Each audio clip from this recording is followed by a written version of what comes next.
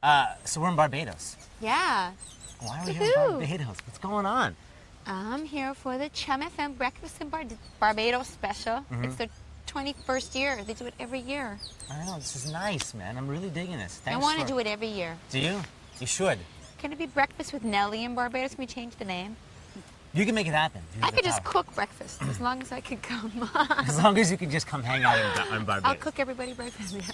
And you're promoting your new album, which is set to be released in a couple months, Loose. Yeah, it's going to be released in June. It's called Loose. It's a new album. This is very fitting. It was recorded mostly in Miami, so it's a very sun-drunk album. It's really dancey and sexy and kind of hip-hoppy, kind of urban, kind of showing a different side of me that has always existed, but I decided to make a whole album that sounded like that. This new side of Nelly. Yeah, it's just kind of like a fun hip-hop R&B, still that quirkiness, but a little more direct. It's kind of sonically like tunnel vision. It's great in the car. You put it in the car and vibe.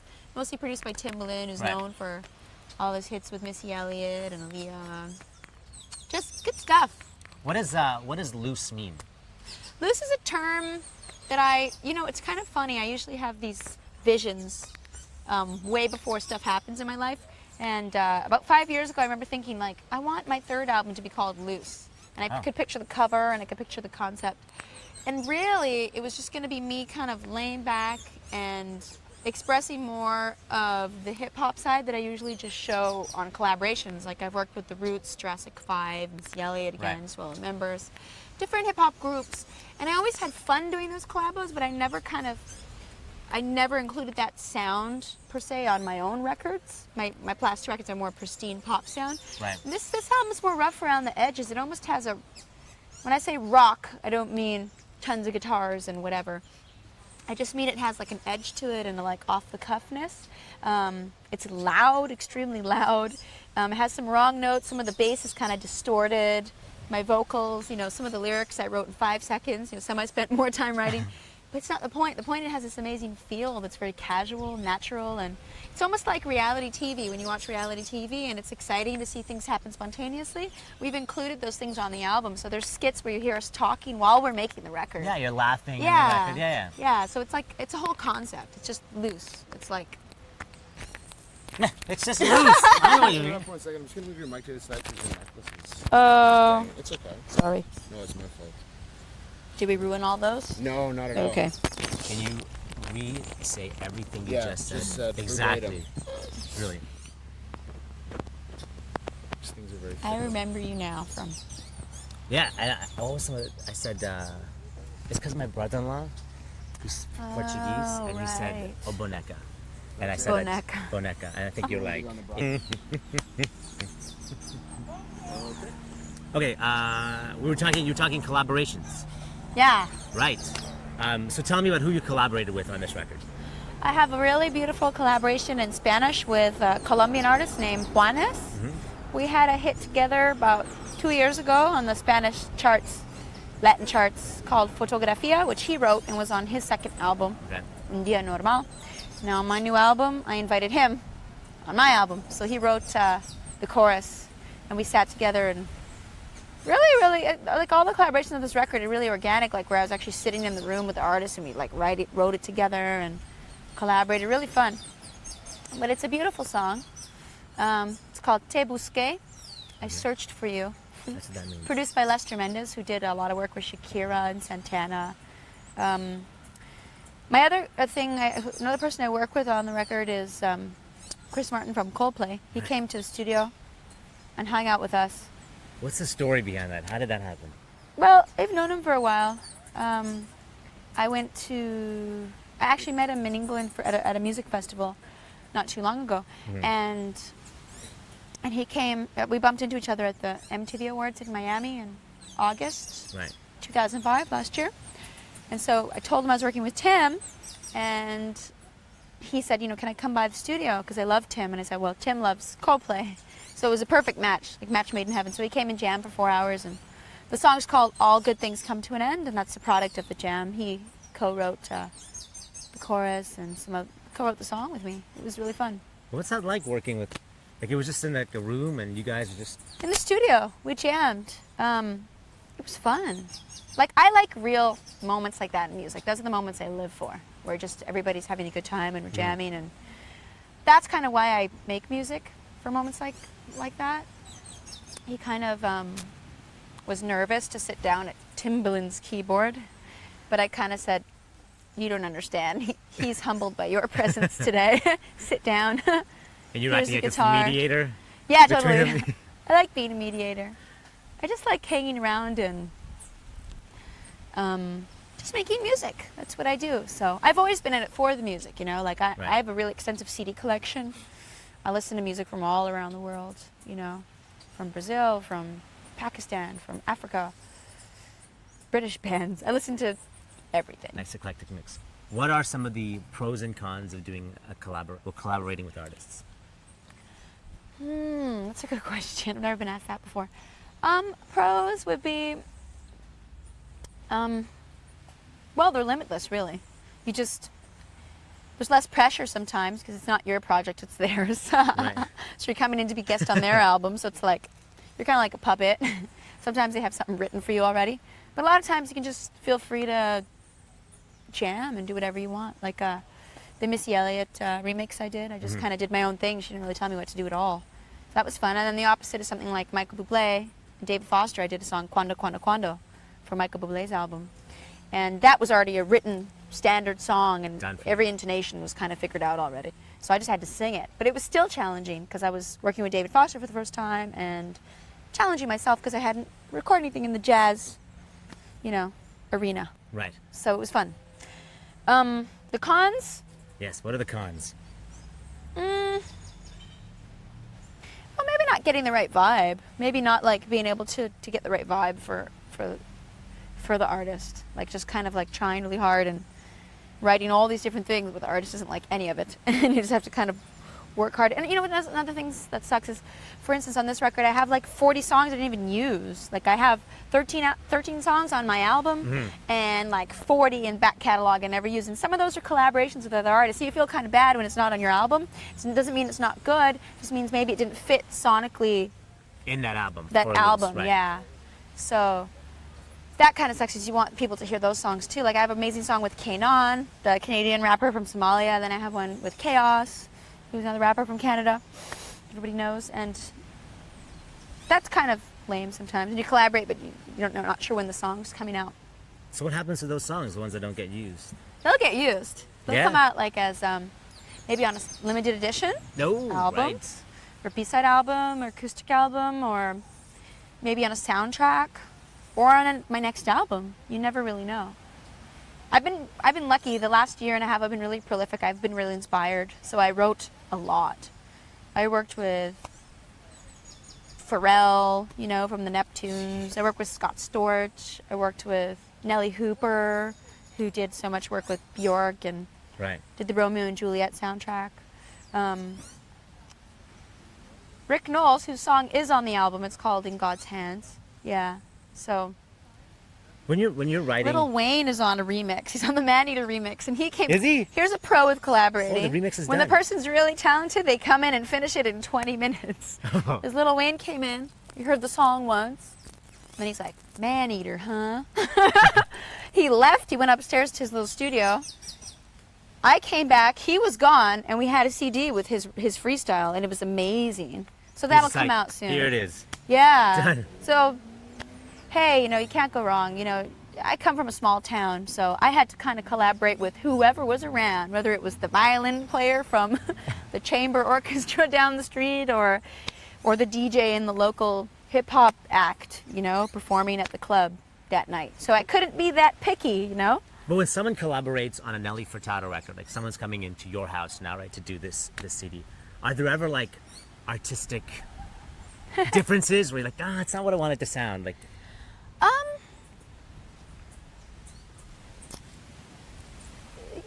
No.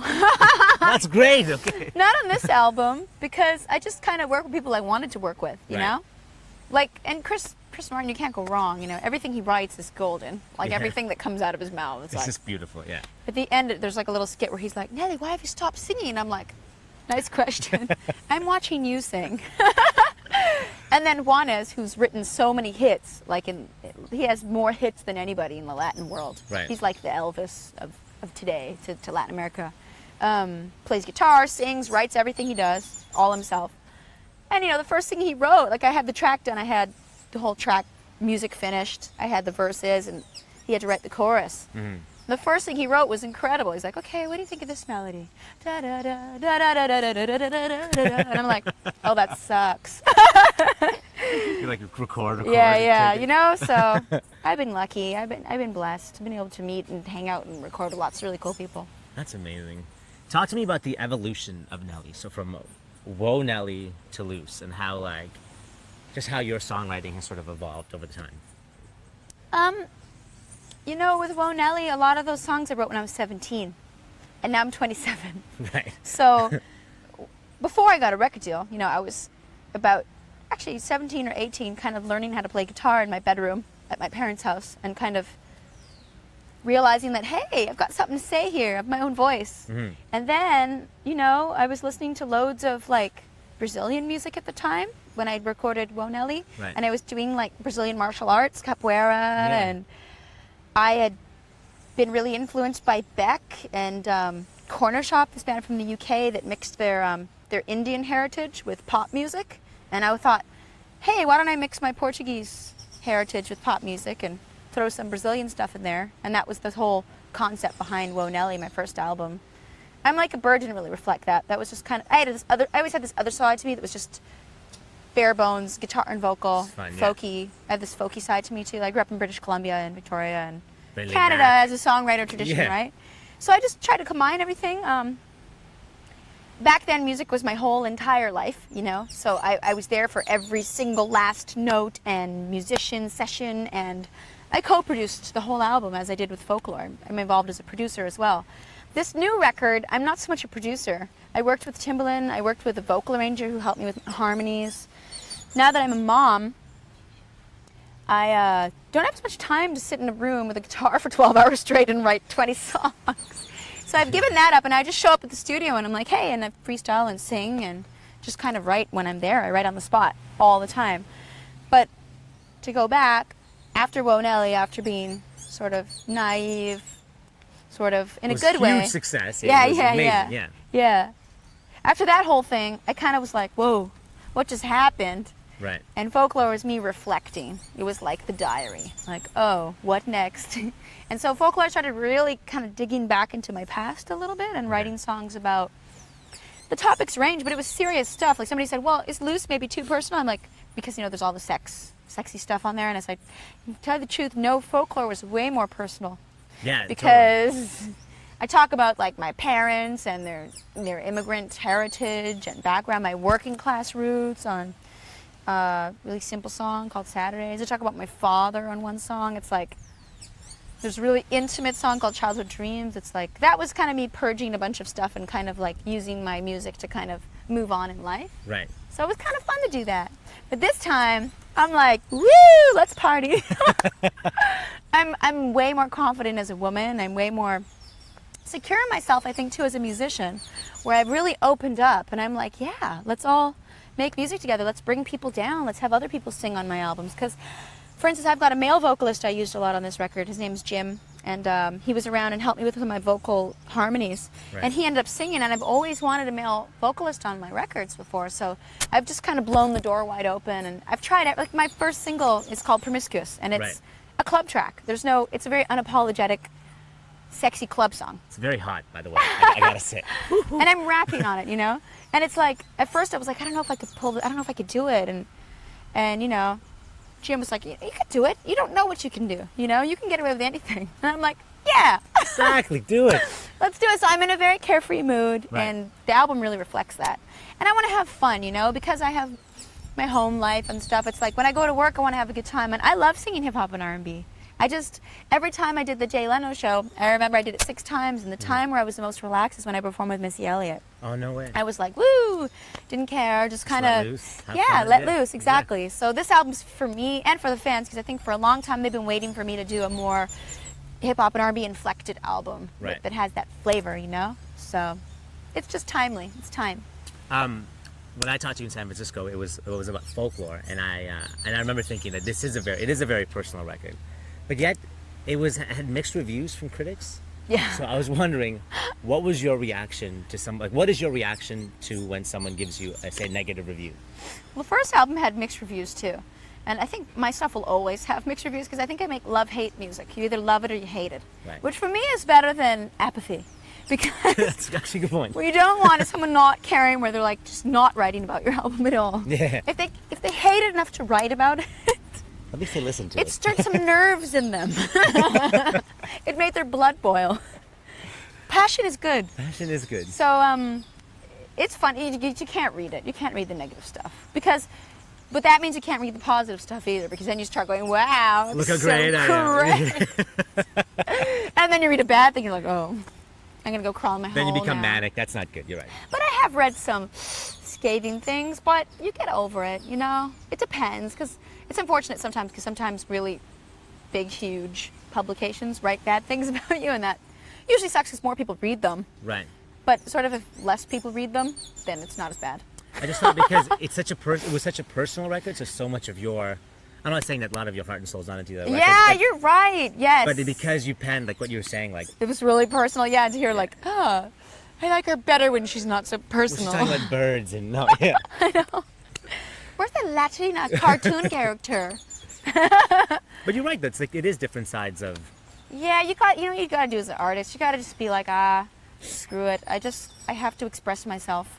Right. And although you do it for the fans, it's also kind of self-indulgent. Like you're kind of like, oh, I might as well have fun too. And I always have fun making my albums. And you know why? It's because I'm honest. Good. Like on the microphone, I'm honest. And when I'm writing, I'm honest. Like on folklore, I remember somebody saying, why don't you do one of those scat rap things and sing something fast? Try that on this beat. And I'm like, I don't want to. You know? That's good. See. I don't feel like it. And you know what? You're always better off at the end of the day, because no matter if people love it or hate it, you'll know that it was what you wanted to do. The extreme opposite would be is you were trying to conform to what you thought people wanted, Right. and then everyone hates it. And then you blame yourself because it wasn't really what you wanted. intended. Yeah. Right. I see what you're saying. So I try to stick by that. Okay, talk to me now about being a mom. Being a mom and your music.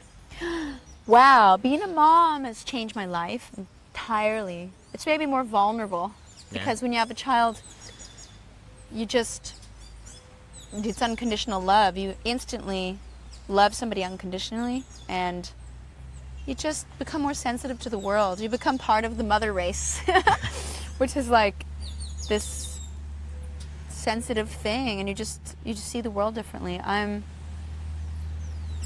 This record, it was cool because now she's growing up, and she was like around 2 years old when I was recording most of this album, 1.5, 2, and to be around a young toddler when they're playing and jumping and laughing is really inspiring and brings out your own youthful energy. Okay, right. And that's why this record sounds so youthful, is because I'm around this amazing, imaginative, youthful being every day. Right. And it's made me more serious about my job. It's made me treat it more like a job, where like I work and then it ends, and then I have my personal time, and then I go back to work. And it's made me work harder, because you have to provide for somebody, you know. And also, I like to show her that work ethic, like mommy works hard, you know, and it's important to work hard in life. Kind of like what your parents showed you. Exactly, Right. exactly. Like, people ask me, like, oh my gosh, isn't it hard, you know, touring and having a child? And I said, no, my grandma, she had 10 children, you know. My other grandma had 8. My aunt in Portugal, right now, she's a seamstress. She works from home, and she has 8 children. And she's always worked at home and taken care of them and raised them. And it's a way of life for me. I've seen it in my family growing up, and it's just a natural progression for me. So I plan to have more, and All right. yeah, it's a part of life. I mean, for me, I've been lucky enough to have kids. Not everyone is lucky enough to Right. have them. But I feel real blessed. So that's it. That's interesting. How do you pronounce your daughter's name? Nevis. Nevis. Nevis. Nevis. Yeah. It's interesting how much of an influence Nevis has had on this record, on Loose. Well, I think so. Well, just being around her energy, and she loves the album. I play it for her in the car all the time, and she dances and moves to it. Her and her little toddler friend were over, and they were both Rover. they Having were a good time? over. Yeah, they were listening to it, and it definitely has that. There's a frequency, you know. There's an energy about it that's really youthful. I never thought I'd get that naive energy back, but on this album, I talk a lot about love in an almost kind of juvenile kind of way. Right. And I just think it's amazing that I was so laid back in Miami and so happy that I could write from that innocent place again. I have a song called Wait For You, you know, which is like, I'll wait for you till the heavens fall. It's very funny because we had these kids come and sing from the local middle school. And they were like, their ages ranged from, 8 to 12. Right. And we played them some music afterward. They're featured on track 1, which is called So Afraid. This when they laugh at the end. And they're all at the Yeah, end. where they laugh at the end. Right. Yeah, those are kids. They're funny. And so after we played them all these songs, and when they heard that song Wait For You, they all looked like they were like reading their diaries, you know? And I was like, wow, I'm glad I captured that somehow. So in a way, it makes sense because when I was 13, 14, 12, 13, 14, 15, I listened only to R&B and hip-hop music. I listened to TLC, Salt and Pepper, Belle Biv DeVoe, Boyz II Men, LL Cool J, Ice-T, Mary J. Blige. And I was in this world of like this lifestyle which was just fun and carefree, and you have crushes on 10 million boys all the time. So I was kind of writing from that place, maybe just subconsciously, just because the music kind of triggered that in me. It's good. It's fun. I have to ask you about spirituality. You Wow. and spirituality. Do you consider yourself a spiritual person? Yeah, definitely. Yeah, I think so. Since I was a little girl, it's kind of interesting because we were raised like Roman Catholic in our family. We were raised like that, but Portuguese Roman Catholic is really exciting because we have all these festivals and all these ceremonies, and there's a lot of color and costumes, and we got really cool things like the Our Lady of Fatima festival, like there's a place called Fatima in Portugal, and there's 2 celebrations for this saint every year. Okay. So it's similar to like all the Latin American festivals they have and fiestas and things like that. So it's very colorful. But also as I grew up, I realized I had a connection to nature and sort of a spiritual connection with when I would be outside and playing in nature. My parents had this big farm in Portugal, and I used to run around in the hills and sing, and that's when I'd feel most spiritual as a kid. And as I've grown up, I find that often in the studio or on stage and jamming, you feel this definite connection to something bigger, but I think it also comes in your most quiet moments. I study a lot of religions. I read a lot of books about Buddhism and Taoism and different things. I know that in your when you're like one of your earlier biographies, you mentioned like Nasser Fateh Ali Khan. Yeah, And the Qawwali singer. Qawwali singer, right? Yeah. And you talk about like how when he's singing, he's like in this trance, and that you experience that sometimes when you're doing your music because you're just so in your moment. So do you still have that, like where you're just so lost? Yeah, you know who I saw recently? I saw Kelly from Michelle. Is it Kelly or Michelle? Michelle, the one that sings gospel in Destiny's Child. Right. I saw her at Fashion Week, and so I got her to write in my BlackBerry all the favorite gospel artists, because I've been wanting to listen to gospel for a while. Because I think in the future, I don't know what kind of devotion, but I can see myself singing spiritual music of some kind in the future. I can see myself just wanting to get into that as I get older. But like Nusrat Fateh Ali Khan, who was a Qawwali singer, in that I hear great spirituality, because they're kind of like going to another level of consciousness, kind of like Totally, yeah. Native American, what happens sometimes at powwows and things like that, or different traditions. I think in every culture they have their, like even, in the Catholic tradition of praying the rosary is just kind of a way of repetition to get to a certain level of consciousness, And so definitely, I think all of that holds true in every faith. And singing, I have achieved ecstasy, and it's brilliant. It doesn't happen all the time. Jamming, it's fun. It's not something you get to see, though, in the live show, per se, necessarily. You can catch glimpses of it. It's more your experience, though, right? Like what, yeah, what you have to yeah. feel. Like I used to jam with this band in Victoria. It was like electronic. Like that's kind of how I've kind of developed my craft is kind of jumping up with any band I see and grabbing the microphone and kind of freestyling. Right. It's not rapping, freestyling like Jay-Z does. It's like singing, and I just make up and I keep singing. There's a tradition in Portugal called canções de desafio, which is similar. You kind of you keep making up lyrics, and you keep going, and you kind of battle the other person. And there's a winner, and the audience decides who the winner is. But anyway, anything that's improvisational, I love. I used to play jazz music in high school. I played trombone, jazz music. Did it all. Jeez. So yeah, it's all part of the fun. So this album, everyone's really excited about it. People are gonna call this like, this is Nelly's huge album. Are you scared of? Really? Are you scared of success? Of No. where, like the elevation of where it could take you? No, because I kind of like I had the first album and I went all around the world. I opened for U2 and I won a Grammy. So after that I was like, oh, what do I do now? Because everything came so fast for me. I was so lucky, really lucky. Now that's why with Folklore I kind of took a breather. Like I was like, okay. And then it didn't do as well as the first album, although it was really well received and I gained a lot of new fans who actually didn't really know the first album. Did equally well, if not better, in certain places like Europe and such.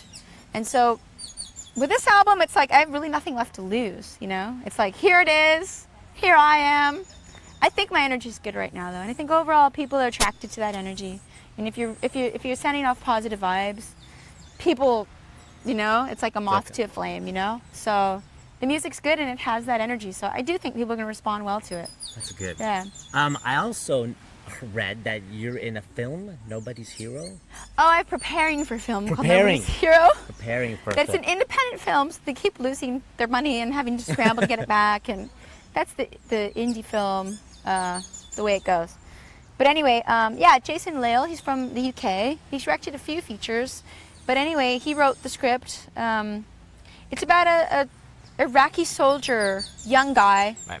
comes back from Iraq, has no direction, is very emotionally perturbed, starts to work at a clinic for the mentally ill. His friend hooks him up with a job. He meets a young man named Jamie who has Down syndrome. And he meets me, Carrie. Carrie, the lovely Carrie. And I work at the clinic, and I'm half Muslim. My father is Turkish Muslim. And I don't like Steve at first because I have my own opinion about the war. And we butt heads at first, but then we fall in love because we just become partners in alienation or something. But it's really beautiful. It's like a small character study. It's like one of those serious films. So is this another side of Nelly now, like the crossover? Well, I started taking acting classes 2 years ago out of fluke because I was preparing for this other film that was going to be shot in India that also lost all their money involved. Right. Okay. I picked the good ones. But anyway, in starting acting class was the most scary day of my life. I remember I rollerbladed there just so I'd feel extra vulnerable, almost getting hit by cars on the way. And then I jumped into it and I was like, wow, this is so good for me because my ego just went boom. Because you're on the spot, like you got to go to all these places and really just total abandon, more so than when you're performing. So you dug it though. I like it. It's fun. But I don't know if it's something I'm going to do like as a career. I mean, I would like, especially after taking classes, I obviously would like to, actually do it be in a film or something. But I guess I'm just waiting till I think actually the film is happening still. So we'll be filming that in Vancouver sometime in the next 3 months. I think in May. Well, we'll be there for that too, I think. Okay. One last good. question. What do you, Nelly Furtado, represent? Like, what do you stand for? I stand for individuality for sure. It's finding your personal path, finding your, like I love Paulo Coelho, the writer from Brazil. He wrote The Alchemist. Oh, that's a great book. Yeah, and I think everyone should read The Alchemist. I mean, maybe not everyone will like it, but it's kind of I think the main message is just like, kind of try to figure out what your path is. No matter what anyone tells you, no matter what your little negative voice in your head tells you, listen to the deeper one that's Right. kind of telling you where to go. Because everyone's got it, but we don't always follow it. And then it just gets harder and harder when we don't follow it. So the most craziest moments in my life where everyone thinks I'm ridiculous have been the moments where I stayed true to myself and I ended up in the right place. In the end. Thank you very much, Nelly. Thank Thank you. you so much.